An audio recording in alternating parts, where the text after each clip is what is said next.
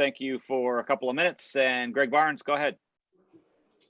Hey, Jeremiah, I asked Josh this, but given the preseason hype and then the outcome up in Blacksburg a couple of weeks ago, was this a game that the team really needed to kind of get refocused and centered heading into the meat of ACC play? Yeah, I think you can say that.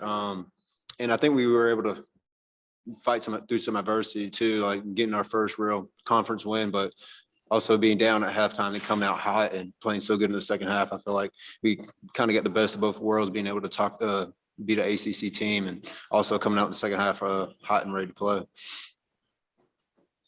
Andrew Jones. Jeremiah, I don't even know the final numbers on Brennan Armstrong, 500 something yards he passed for. What does it say about this team to actually win a game when a guy has that kind of success accumulating a ton of yards like Armstrong did? I feel like it just comes with stopping the run. That's what we preached all week. I feel like that's what they kind of got us off last year, was the run and pass game was kind of even. I mean, if you got rid of the run game, we really try to make them one-dimensional. I think that's what we practiced so hard on all week. We knew we could throw the ball around the football field pretty good, but we didn't think they would make the adjustments and have 500 yards. But our goal is to get the run done in the second half, and I think in the second half we made some good adjustments, but the things that they're catching balls on aren't just things we're getting beat on. It's just little miscues, miss errors. It's nothing really big that we have to fix. We just have to go in there and keep our eyes right. I feel like that was the biggest thing that got us in the passing game, was where guys just weren't getting their eyes where they were supposed to be. As a defensive guy, what kind of appreciation do you have for what Sam's done the last 2 weeks?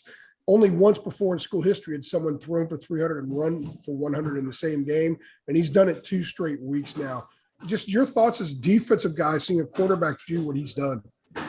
Oh, I mean, I love it. I mean, I love when the offense can put points on the board. I mean, I know they score points fast and the defense gets out there quick. But I mean, as a defensive player, I love it. I love when offenses can get up on the board and score quickly, get points up on the board, and get the defense out there. Because I feel like if we can get out there and get them out, we can flip the field and get another score. We can run it up on really quick. So I mean, hats goes out to all those guys. I mean, the running backs ran so good tonight. Guy Chandler and Caleb Hood. I mean, Hendo in there running the ball, and then the offensive line did a great job of blocking, opening up holes, and being in protection for the pass game too.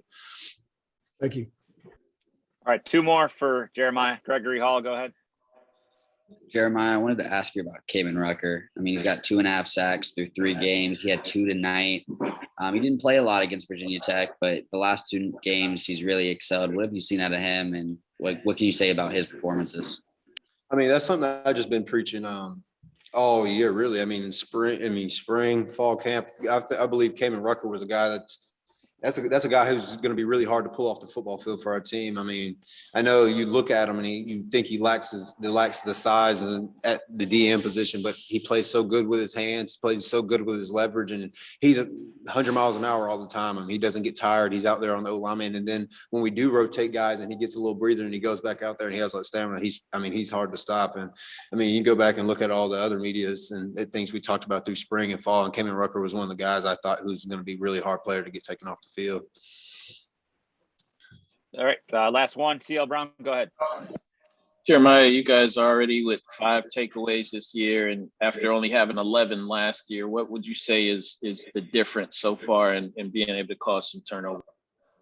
I think it's our mentality on defense. I mean that's something we preached about on the offseason is we were good at we were looking at our sacks and our turnover numbers, and our sack numbers were up with a lot of the high good defenses in the nation, but our turnover margin was not our turnover margin, but the turnovers we get throughout the season was really low. It was like half of the teams who were on the defensive teams who were really good. They had about, I think, like 23, 24 turnovers or something like that throughout the season. And that's something we preach, either getting fumbles out and getting the pick. And that's something we both did. And I mean, JQ made a great play on the sideline, and then Chris came flying off the edge and popped the ball loose. And I mean, that's just stuff we've been preaching about all offseason, and you can see it's translating to the games.